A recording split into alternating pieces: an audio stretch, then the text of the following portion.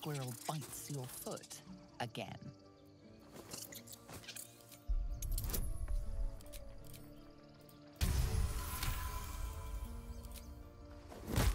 Oh shit!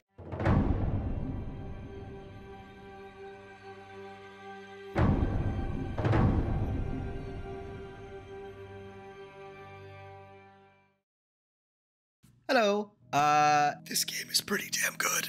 No spoilers in this review. Everything you're gonna see is from Act 1 of the game, so let's just get right into it.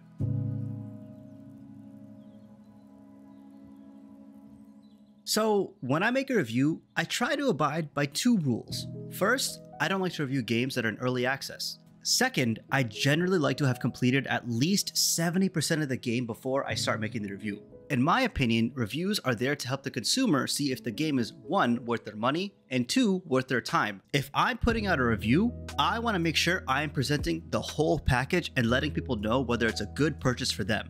And then here comes Baldur's Gate 3, made by Larian Studios. So I decide, you know what? I'm gonna play the game, so I might as well get it a week early and wet my whistle, as some would say, just to see what I'm in for. They had an early access build that I could mess around in, so I was like, you know what? Why not? And oh my god, I scoured that early access build for any and all content I could get my grubby little hands on. I played it for about 30 hours and that was just one playthrough. I was amazed. This build is amazing. Everyone needs to play it. But then I remembered my rule and I was like, okay, fine. I'll wait. What's one more week? I'll get the game, speed through it, and make a review. No problem.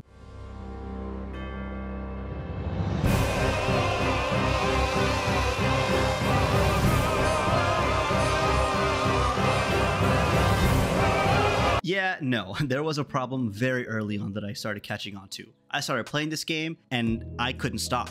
The game had me on lock. So there I was playing 40, 50, 60, 70 hours of this game in hopes of finishing soon. Not because it was bad, but because I wanted to talk about it so badly.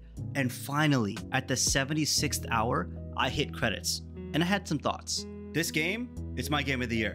I'm coming right out and saying it. It's better than Tears of the Kingdom, Harry Potter, RE4 Remake, Hi-Fi Rush, all of it. All of those games are fantastic and you should definitely play them all. But like, if you had to choose Baldur's Gate 3 versus any one of those games, I would pick Baldur's Gate 3 every single time. And I even gave RE4 Remake a 10 out of 10. And somehow, this game beats that. Gameplay wise, it's just D&D. If you know what D&D is, you know how this game plays. And like, it's quite literally D&D. It's based off the same rules as 5th edition D&D, and it has just as many options in combat as you can creatively come up with, as well as dialogue and character options that are insanely numerous. More on combat in a second. Character creation is awesome. They have plenty to choose from, and if you're like me, you will be stuck in the character creator for a while.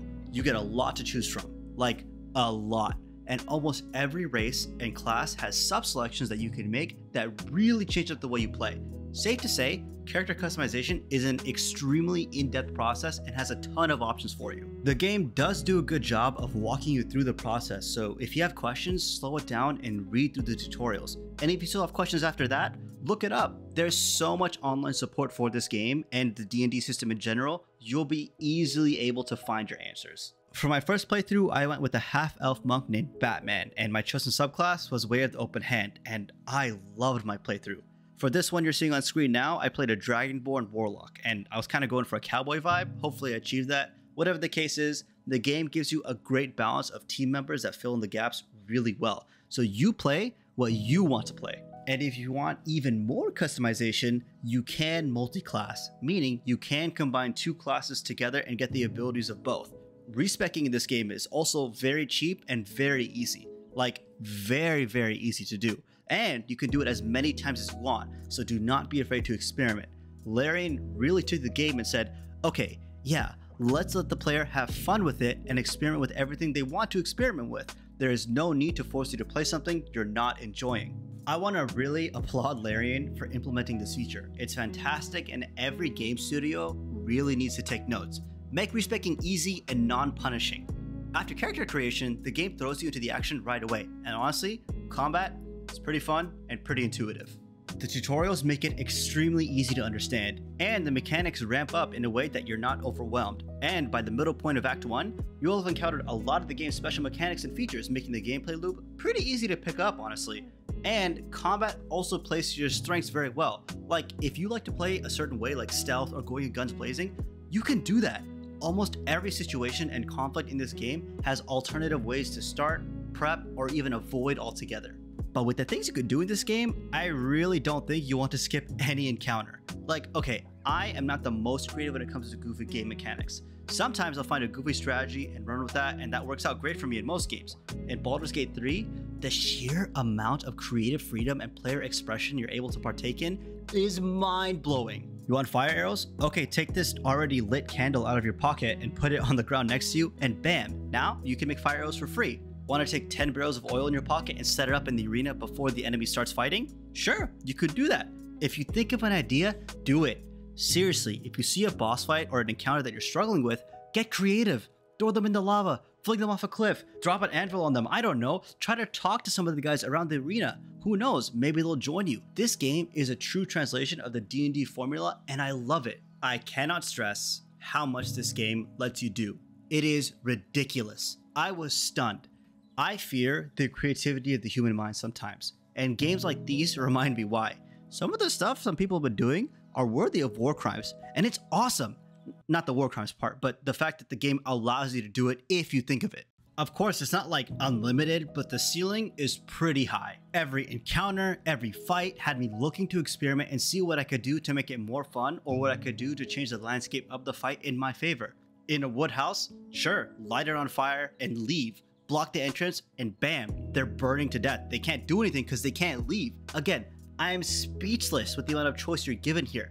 If you're looking for something to really flex your creative muscles, this game is it. And if you're not, that's also fine. Punch the problem away. You can do that. And you have full control of your party as well. So like, you're able to set up some really goofy traps while you're talking to an NPC, or they're talking to an NPC, or they could do a surprise attack, XYZ, all this stuff you can do. It's wild. You can also respec your team as well. So like, if you want someone to be a bard, for example, you can do that. Their stories will remain intact, so feel free to do whatever you want with them.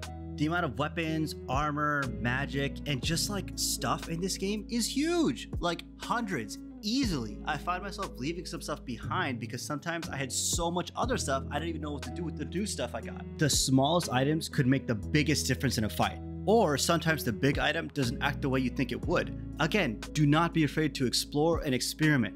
Water behaves just like water. If you shock it, everyone in the puddle will get shocked as well. Fire behaves just like normal fire. Throw oil on it, it explodes and goes everywhere. It's truly great. And items are spread out and made in a way that they really help the player better their builds on a gradual level, just like real D&D. Your DM would give you better weapons, armor, and magic as you fight and explore the world. Same thing here. It's so cool completing like a mini dungeon or a puzzle or a boss fight, and almost always the rewards are something you could use. And even if you can't find a use for it now, save it for later and maybe you can find a use eventually. Fights range from run-of-the-mill goblins to fights with epic gods, and the placement of these fights is done really well.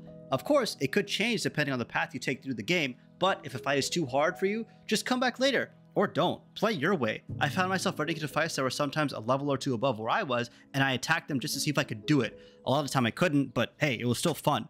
If you're going to play this game, you can go one of two ways. You could save scum, where you save before big decisions and try to get the best outcome. If you don't, reload the save, all that stuff. Or you could take the results as you go.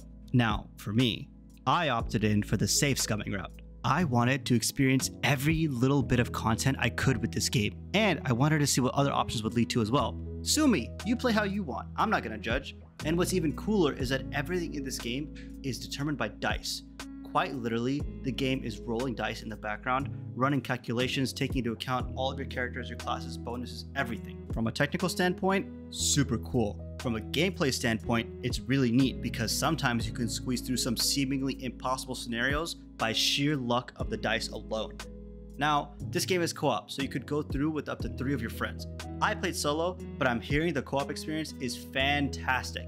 You could do some wildly goofy stuff together. If you're planning to play solo like I did, the side characters that you can obtain on your adventure are very well written and all have unique quests associated with them. Through the course of the game, you can help them with their quests, and every quest has its own unique flavor. Their senses of morality differ, sometimes they argue, sometimes they agree. They're all fully fleshed out characters, and Larian took the time and effort to make sure they're worth spending time with. If anything, they did too good of a job. I just had such a hard time juggling all the characters in my party because they were all so unique to be around. Every encounter and conversation had at least one of my party members speak up and offer advice or criticism or something. It was dope. Like, there are so many companions in this game, I was genuinely struggling to juggle them all. It was awesome. And when I say struggling, like, I don't mean that in a bad way. It was more so I wanted to spend time with all of them. I actually did manage to complete all of the main companions' quest lines, and while some of them did feel a little flat in the end, the vast majority of them were excellent and had development in Acts 1, 2, and 3 of the game. As for you, the player, you can act in any way that you want. For me, I played as Batman, so I tried to emulate him as close as possible. But you can do whatever. You could be evil, concerned about coin, try killing everything you want. Again, play your way. The gameplay is point and click, just like DOS 2, and you have a huge map to explore in every act, and sometimes maps within maps. The game really demands exploration, which, yeah, doi, it's a D&D game. You need to explore to properly play the game. And exploring is really important because you quite literally do not know what's around the corner, and even on my second playthrough, I'm finding brand new content that I did not find on my first playthrough or the early access build. Some maps have hidden areas and some have whole quest lines that you won't find unless you really explore. It is truly astounding how big this game is. Like, I need you guys to understand. There is so much to do here. By the time Act 3 comes around, you won't be able to walk 2 steps without running into new quests or areas to explore. It was amazing. And each of those quests and areas almost always have something unique, meaning sometimes some options show up because of your class you picked, your party members, or even the items in your inventory. I am amazed at how much there is in this game and how in-depth it goes. The world feels alive and robust. So much is going on in every single corner of this world. NPCs are talking, quests are being set up, items are hidden. It's all here. And it's all like grounded. Wander to an area you don't have clearance for, you better leave, kill all the guards, or come back disguised as someone who does have clearance and maybe you'll get through, or bribe the guards. There's just so much in terms of options here. Found a dead body? Maybe there's clues around. Sometimes you don't know what to do, so you leave, only to be redirected to that same dead body you found hours ago, and this time you have the answers because you were there earlier. Characters return between acts as well as their stories, and depending on how you talk to them earlier, they'll like you or hate you. It all depends on how you approach the situation. If you approach it at all, you could have missed it entirely. With the amount of stuff in this world, I do not blame you. I know I for sure missed stuff. Your actions have consequences and they carry through acts 1, 2, and 3. Now, okay, I know I keep iterating how much stuff there is in this game, and I know after a certain point it gets annoying. I understand that. But like, I need you guys to understand that this level of content is unprecedented in most, if not all, AAA game releases. And it's all good is the thing. Like, what happens often is that, yeah, you have a lot of content, but it's not great. Or you have less content and it's all really good. Larian has managed to achieve the best of both worlds, and it really shines amongst its peers. Now, this game is long and it's very dense, and with that comes some bugs. However, for me, I didn't encounter any that were so bad they ruined any aspect of my playthrough. And while I was playing it, I believe about 2 to 3 hefty patches came out to help mitigate some of these bugs. The game is constantly getting patched, and Larian does a great job with listening to community feedback. Act 3 is by far the buggiest, but again, it's something they are actively working on. By the time you get to it, I assure you there's going to be another patch coming out. Oh, also, before I forget, this game has amazing controller support. If you are thinking about getting this game for console, you can easily pick this game up and play with controller. Definitely a great way to play a game like this.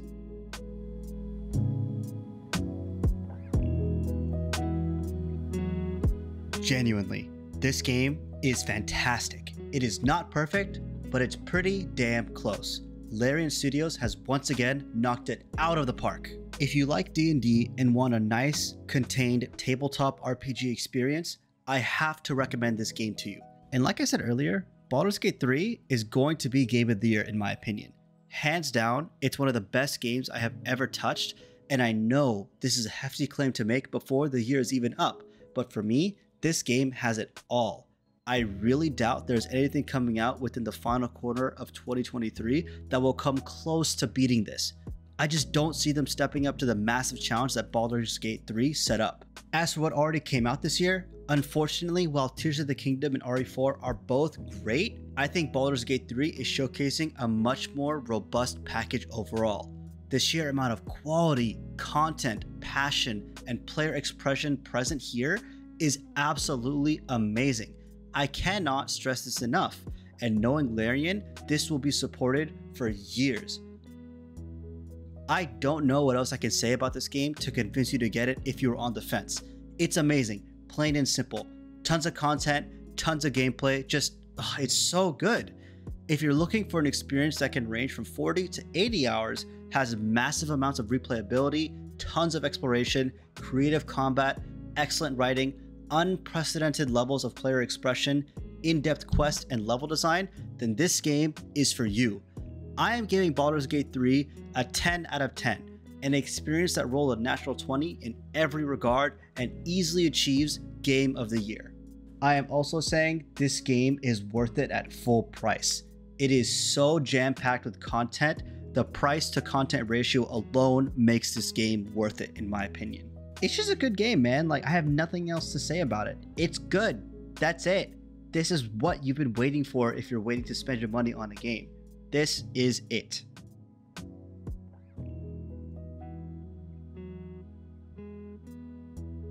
I'm currently on my second playthrough of BG3 and I'm loving it just as much as the first, if not more, because now I can pursue different ways to play and look for alternative endings that I didn't see the first time. I am astounded. Like, oh, bro, 2023 is wild. There are so many good games coming out and or that have already come out. We got Armored Core 6 coming out, Cyberpunk, Starfield, Lights of P, Bomber, Cyberpunk. I am so excited for the Game Awards because there's just so many games to talk about. And I'm actually more interested to see what gets left out of the Game Awards. Like, for example, Jedi Survivor, Hogwarts Legacy, even maybe Final Fantasy 16. Like, those were all good games, right? But was it good enough to compete against like RE4, Tears of the Kingdom? I don't know. I don't think so, but you know, we'll see. Great year for games, honestly. In a world where we are spoiled for choice, this is a good problem to have. Whatever the case is, thanks for watching. Now I have to go and decide if I want to play Armored Core or more BG3. Have a good one.